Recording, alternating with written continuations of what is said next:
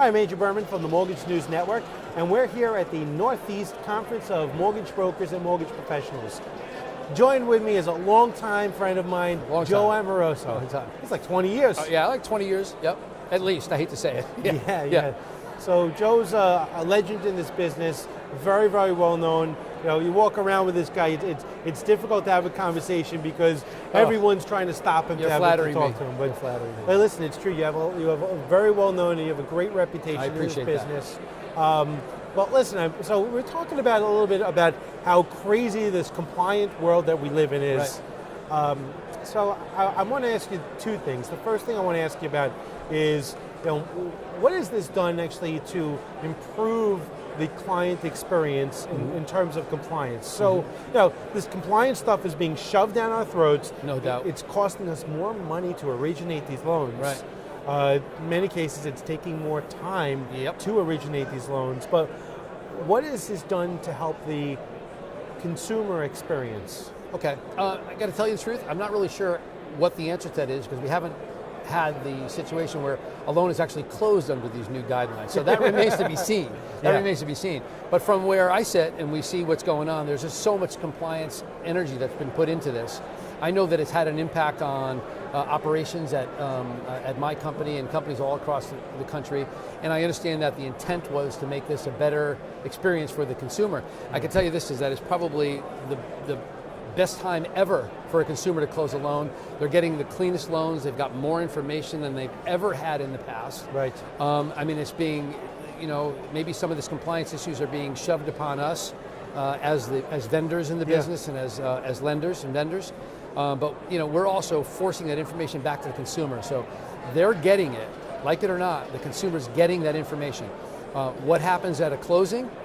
What their experience is like from beginning to end with the new information that they're getting, kind of remains to be seen. I'm not so sure. I think there might be some angst on the part of realtors and lenders and borrowers who have multiple deals backed up. Could have an impact on that. I think that's just reality.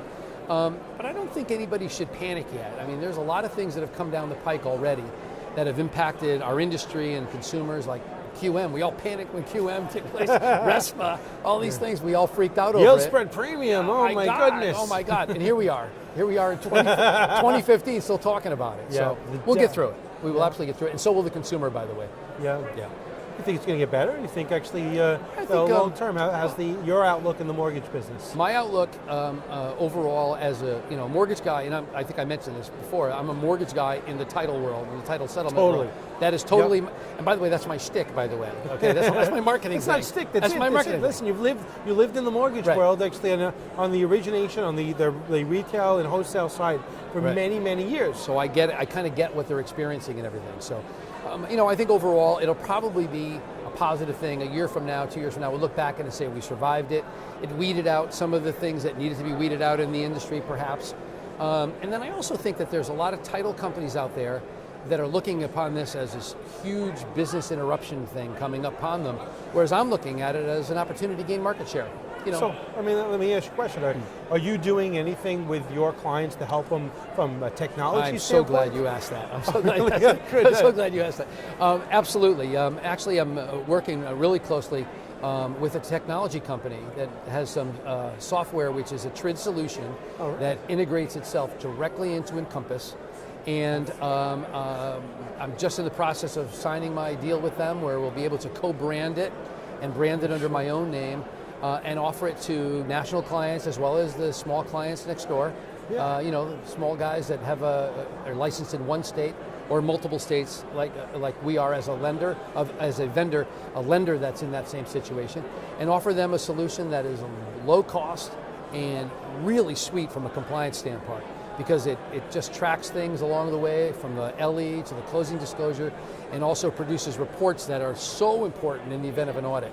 So that's really cool. I'm excited about that. And then we also have a new default services unit, which we're just starting up and getting beat up with that type of thing.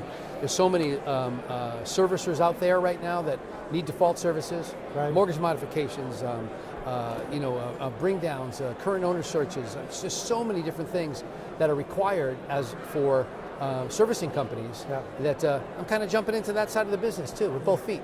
as a title company, you have access to all this data. Why not? I've got access to that data. It's a matter of hiring the right people. Yeah. I'm finding incredible similarities between the mortgage business and the title business. The way you run it, you hire experts in each individual field, and you give them some rope, and you provide better products and better services to your customers. They come back for more. It's amazing. You give them what they want. They come back happy. for more. Yeah. Right. It's not that complex. Yeah. So, Joe, thank you so much for joining us. Appreciate it. Yep. I'm Andrew Berman with the Mortgage News Network. Thank you for joining us. Thanks for having me.